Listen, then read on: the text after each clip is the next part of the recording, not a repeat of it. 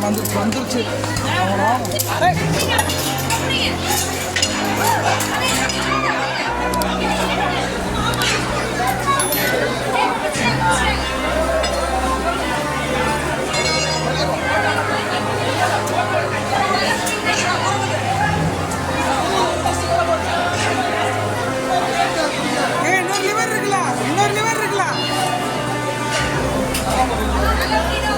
பழனியில் பக்தர்களுக்கு மத்தியில திடீர்னு சீறி பாஞ்ச விஷ உயிரினம்.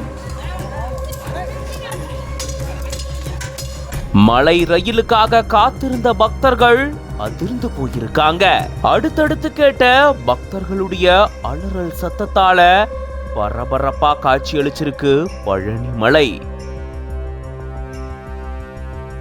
திண்டுக்கல் மாவட்டம் பழனி தண்டாயுதபாணி சுவாமி கோயிலுக்கு தமிழகம் மட்டும் இல்லாம நாட்டினுடைய பல்வேறு பகுதிகளில் இருந்து பக்தர்கள் வந்து முருகனை தரிசனம் செஞ்சுட்டு போறது வழக்கம். அப்படி இங்க வரக்கூடிய பக்தர்கள் மலை அடிவாரத்திலிருந்து மலை மேல் இருக்கக்கூடிய கோயிலுக்கு படிப்பாதை, யானைப்பாதை, மின் இழுவை ரயில், ரோப்கார் உள்ளிட்ட இந்த வகையான முறையில மலை மேல போயிட்டு தரிசனம் செஞ்சுட்டு வர்றது வழக்கம்.